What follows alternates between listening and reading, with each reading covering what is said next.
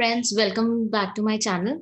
आज के वीडियो में मैं आप लोगों को जो जीएसटी काउंसिल हुई है 43rd, उसके जो हाइलाइट्स है मीटिंग के, उसके बारे में बताऊंगी कि क्या क्या रिलैक्सेशन आए हैं, क्या रैशनलाइजेशन आए हैं, क्या कोविड रिलीफ सर्विसेज से रिलेटेड आई हैं।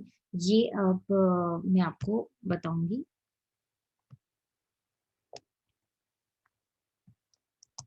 तो सबसे पहले एमनेस्टी स्कीम आ चुकी है। ये स्कीम उन टैक्स पेयर्स के लिए आई है जिनने 3B अभी तक फाइल नहीं किया है फ्रॉम जुलाई 2017 टू अप्रैल 2021।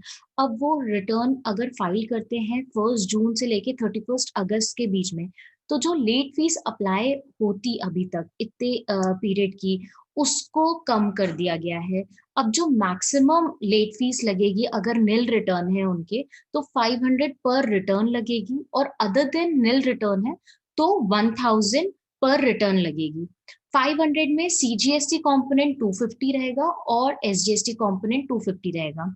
वैसे ही जो मैक्सिमम लेट फीस 1000 के केस में 500 सीजीएसटी कंपोनेंट रहेगा और 500 एसजीएसटी कंपोनेंट रहेगा। तो ये स्कीम से जो लेट फीस अभी तक पर डे वाइज लगती थी मैक्सिमम 10,000 पर मंथ, वो रिड्यूस कर दी गई है। तो अब जिन टैक्स पेयर ने रिटर्न नहीं फाइल किए वो टाइमली रिटर्न फाइल कर पाएंगे। उसके बाद कुछ रैशनलाइजेशंस लेकर आए हैं वो सेक्शन 47 में, जिस सेक्शन के तहत लेट फीस इम्पोज होती है। तो जीएसटीआर 3B और 1 के केस में अगर ये रिटर्न्स निल है तो 500 पर रिटर्न लगेगी। अभी तक ये पर डे वाइज लगती थी, जो कि मैक्सिमम 10,000 पर मंथ होती थी। तो अब ये हो चुका है कि जीएसटीआर 3B और जीएसटीआर 1 के अगर निल रिटर्न है तो 500 पर रिटर्न लगेगी, and other than nil return है तो आपका जो एनुअल एग्रीगेट टर्नओवर है उस बेसिस पे लगेगी। तो अपन देखते हैं, अगर annual aggregate turnover tax payer का अप टू 1.5 करोड़ है, तो उनके केस में जो मैक्सिमम लेट फीस लगेगी वो 2000 रुपीज लगेगी, जिसमें 1000 सीजीएसटी कंपोनेंट है एंड 1000 एसजीएसटी कंपोनेंट है। वैसे ही अगर annual aggregate turnover between 1.5 crore to 5 crore है, उन टैक्स पेयर्स के लिए जो लेट फीस है वो मैक्सिमम 5000 लगेगी, जिसमें से 2500 सीजीएसटी कंपोनेंट है एंड 2500 एसजीएसटी कंपोनेंट है। इसके अलावा जो लार्ज टैक्स पेयर्स हैं जिनका annual aggregate turnover above 5 crore है, उनके लिए जो मैक्सिमम लेट फीस है वो 10,000 है। 5,000 सीजीएसटी कंपोनेंट, 5,000 एसजीएसटी कंपोनेंट, ये जितने भी अमाउंट है ये पर रिटर्न वाइज हैं। इसके अलावा जो जीएसटीआर 4 रिटर्न है, जो कॉम्पोजिशन स्कीम को ऑप्ट कर रहे हैं टैक्स पेयर्स, उनके लिए अगर निल रिटर्न वो फाइल कर रहे हैं जीएसटीआर 4 तो 500 है पर return, and other than nil return 2000 है। इसके अलावा जीएसटीआर 7 जो टैक्स पेयर्स फाइल करते हैं, ये उन टैक्स पेयर्स को फाइल करना रहता है जिनको टीडीएस डिडक्ट करने की लाइबिलिटी होती है, वो जीएसटीआर 7 फाइल करते हैं। तो इसके लिए भी लेट फीस पर डे के हिसाब से है 50 rupees per day, maximum up to 2000। और ये जितने भी लेट फीस के रैशनलाइजेशन आया है ये प्रोस्पेक्टिव इफेक्ट से होगा, ना कि रेट्रोस्पेक्टिव इफेक्ट से। रेट्रोस्पेक्टिव इफेक्ट मतलब कि जब से जीएसटी एक्ट आया है तब से अप्लाई होगा, बट ये जो चेंजेस हैं ये सब प्रोस्पेक्टिव है, मतलब थ्रू नोटिफिकेशन जिस डेट से ये अप्लाई होंगे उस डेट से ही ये चेंजेस लगेंगे। इसके अलावा कुछ कोविड रिलीफ आइटम्स पे ध्यान दिया है, जैसे कि अगर आप medical oxygen, oxygen concentrators and other oxygen storage and transportation equipment, certain diagnostic marker test kits and कोविड-19 वैक्सीन एक्सेट्रा, ये सब अगर आप इंपोर्ट करते हैं तो उस केस में जो आईजीएसटी लगता है उससे एग्जेम्पशन ग्रांट करा गया है।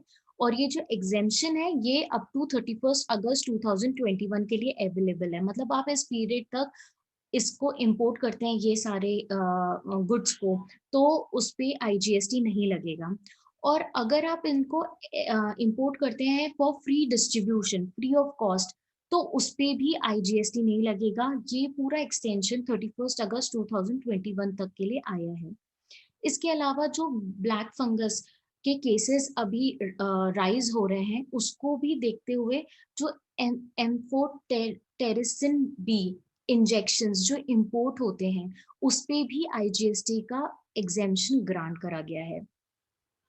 इसके अलावा जो लिम्फेटिक फिलैरिस एंडेमिक प्रोग्राम ऑर्गेनाइज होगा डब्ल्यूएचओ के साथ, उस पे अभी तक जो जीएसटी रेट लगता था उसकी टैबलेट्स पे, डीईसी टैबलेट्स पे जीएसटी रेट लगता था वो 12% है। अब उसको रिकमेंड करके रिड्यूस कर दिया गया है, 5% कर दिया गया है।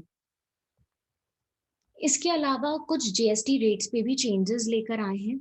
तो अब आईजीएसटी अप्लाई होगा किन पे? रिपेयर वैल्यू पे। कौन सी रिपेयर वैल्यू पे? अगर आप गुड्स एक्सपोर्ट बाहर बेचते हैं फॉर रिपेयर पर्पस और उसको री इम्पोर्ट करते हैं, तो जो रिपेयर वैल्यू है ऑन री इम्पोर्टेड गुड्स, उस पे आईजीएसटी अप्लाई होगा। इसके अलावा जो स्प्रिंकलर्स या ड्रिप इरिगेशन सिस्टम के पार्ट्स होते हैं, उस पे भी जीएसटी रेट क्लेरिफाई करा गया है कि 12% लगेगा और उसका जो टैरिफ हेडिंग होगी वो 8424 पे ही होगी। तो अगर आप इनको सेपरेटली यूज करो या साथ में यूज करो, जीएसटी रेट 12% ही लगेगा। इसके अलावा एजुकेशन इंस्टीट्यूशन के लिए एक क्लेरिफिकेशन आया है कि उनको जब गवर्नमेंट आंगनवाड़ी सर्विस या मिड डे स्कीम के तहत मिड डे मील प्रोवाइड करती है, तो वो जो सर्विसेज हैं वो एग्जेम्प्ट रहेंगी, भले ही वो सर्विसेज गवर्नमेंट ग्रांट फंडेड हो या कॉर्पोरेट डोनेशन फंडेड हो।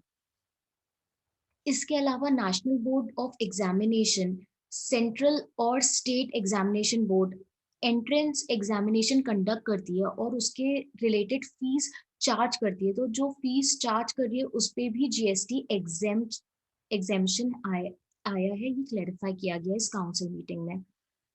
इसके अलावा एक और लैंड ओनर प्रमोटर्स के लिए क्लेरिफिकेशन आया है कि अभी तक जो लैंड ओनर प्रोमोटर्स जीएसटी पे करते थे डेवलपर प्रमोटर्स को, उसका क्रेडिट नहीं ले पाते थे, तो अब वो उसका क्रेडिट ले पाएंगे उन अपार्टमेंट्स पे जो वो बेचेंगे और उस पे जीएसटी कलेक्ट करेंगे। इसके अलावा गवर्नमेंट अंडरटेकिंग एंड पीएसयू के लिए भी क्लेरिफिकेशन आया है। गवर्नमेंट जब अपने अंडरटेकिंग एंड पीएसयू को सर्विसेज देती है, गारंटिंग लोन सर्विस, उनने जो लोन्स लिए हैं बैंक्स या फाइनेंशियल इंस्टीट्यूशन से, तो वो सर्विस भी एग्जेम्प्ट है। इसके अलावा फर्दर क्लैरिफिकेशंस हैं अपने एमआरओ सर्विसेज से रिलेटेड, एंड उसके अलावा जो मिलिंग ऑफ वीट और पैडी इनटू फ्लोर, ये जो गवर्नमेंट सर्विस देती है, राइस टू गवर्नमेंट जब देते हैं, डिस्ट्रीब्यूट करते हैं या लोकल अथॉरिटी को देते हैं under PDS public distribution system, वो भी एग्जेम्प्ट रहेगी। पर उस सर्विस में जब कॉम्पोजिट सप्लाई का पोर्शन होगा गुड्स का, वो 25% से ज्यादा नहीं होगा, तो वो एग्जेम्प्ट है। अदरवाइज उसमें 5% जीएसटी लगेगा। इसके अलावा एन्यूटी पेमेंट, अगर डेफरमेंट के केस में है तो जीएसटी उसमें पे करना पड़ेगा। जीएसटी एग्जेम्पशन उसी सर्विसेज में है जब जब आप रोड या ब्रिज को एक्सेस करते हुए एन्युटी पे करेंगे, तो एग्जेम्पशन बताया गया है। इसके अलावा सर्विसेज जो गवर्नमेंट एंटिटीज को कंस्ट्रक्शन ऑफ रोप वे देती हैं, जो ऑर्गेनाइजेशन, उस पे 18% जीएसटी चार्ज होगा।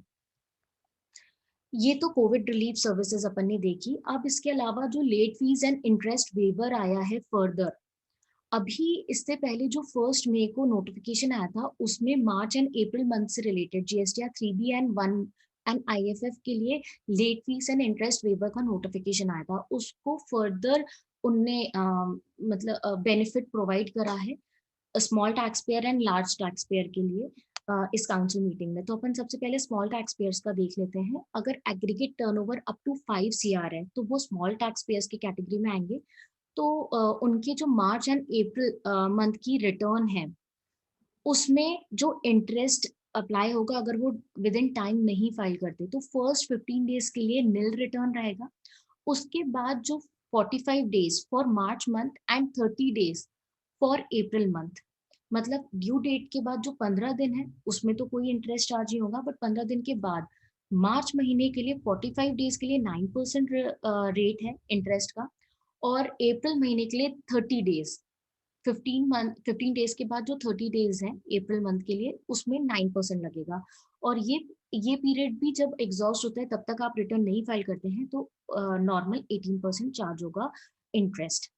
इसके अलावा जो जीएसटीआर 3B की लेट फीस लगती है, उसमें भी काफी रिलैक्सेशंस दिए हैं।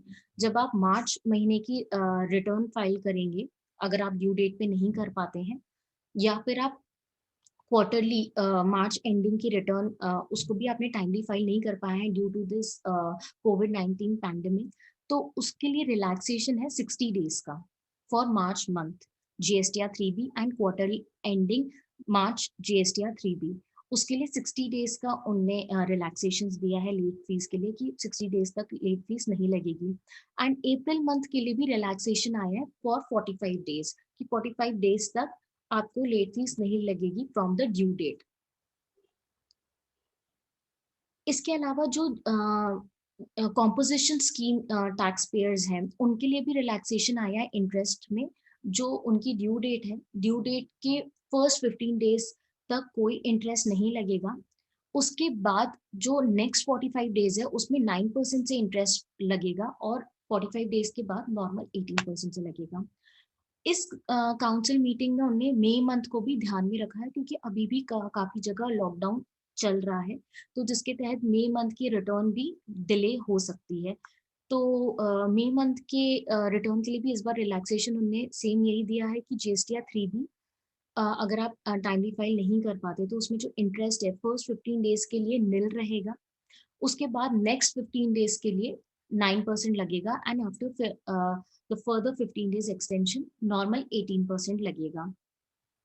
एंड मई 2021 की लेट फीस में भी वेवर आया है फॉर 30 डेज का टाइम दिया है उनने आफ्टर ड्यू डेट। अगर आप नहीं फाइल कर पाते हो तो लेट फीस नहीं लगेगी, आफ्टर 30 डेज लेट फीस लगेगी।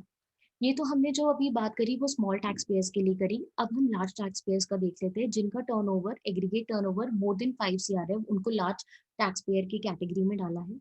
उनके लिए जो फर्स्ट 15 डेज है मई मंथ के, बाकी जो अपना मार्च और अप्रैल है वो सेम उस नोटिफिकेशन से ही चलेगा जो फर्स्ट मई 2021 में आया था। अभी उन्हें मई मंथ के लिए बताया है कि जो फर्स्ट 15 डेज है आफ्टर ड्यू डेट, उसमें 9% से लगेगा, एंड आफ्टर 15 डेज नॉर्मल 18% से ही लगेगा। जो लेट फीस का केस है, लेट फीस का जो वेवर आया है वो सिर्फ 15 डेज के लिए आया है मई मंथ के लिए जीएसटीआर 3B। तो जो लार्ज टैक्स पेयर्स है उनको सिर्फ कैप दिया है 15 डेज का, उसके बाद उनको लेट फीस देना पड़ेगा। इसके बाद जो आए हैं कुछ रिलैक्सेशंस आए हैं, रिलैक्सेशंस अपन एक बार देख लेते हैं। जो जीएसटीआर 1 और आईएफएफ मई मंथ का जाना है उसमें एक्सटेंशन आया है 15 डेज का। मतलब कि आप 26 जून तक जीएसटीआर 1 फॉर मई मंथ या आईएफएफ मई मंथ की 26 जून तक फाइल कर सकते हैं, अदरवाइज आपको 11 जून तक फाइल करना पड़ता। इसके अलावा जो जीएसटीआर 4 है फाइनेंशियल ईयर 2020-21 की, उसका भी एक्सटेंशन कर दिया गया है, 31 जुलाई तक एक्सटेंड कर दिया है गया है फॉर फाइलिंग जीएसटीआर 4। आईटीसी 04 का भी एक्सटेंशन आ चुका है फॉर क्वार्टर एंडिंग मार्च 2021। जो आईटीसी 04 है ये जॉब के केस में रिटर्न फाइल होता है क्वार्टरली, उसकी ड्यू डेट 30 जून तक बढ़ा दी गई है। इसके अलावा जो रूल अप्लाई करने बोला था नोटिफिकेशन फर्स्ट मई को जो अब आया था कि आपको अप्रैल मई का क्यूमुलेटिव मई मंथ में ही अप्लाई करना है, उसको भी आगे बढ़ा के अब अप्रैल मई जून ये 3 महीने का आप साथ में अप्लाई कर सकते हो रूल 36 सब रूल 4 जून मंथ में। मतलब अब आपको मई मंथ में भी इस रूल को नहीं लगाना होगा, आप अब आप उसको जून में लगाएंगे, और मई मंथ की रिटर्न भी आप विदाउट अप्लाइंग रूल 36 सब रूल 4 फाइल कर सकते हैं। इसके अलावा जो कंपनीज के केस में डिजिटली सिग्नेचर से ही रिटर्न्स जाती थी, उसमें रिलैक्सेशन लाए थे पहले। अब ईवीसी ऑप्शन को ऑन कर दिया था पोर्टल में, बट उसको 31st मई तक ही बढ़ा के रखा था, बट अब उसको भी एक्सटेंड कर दिया 31st अगस्त तक। मतलब कि अब कंपनीज ईवीसी के थ्रू अपनी रिटर्न फाइल कर पाएंगी instead of digital signature certificate.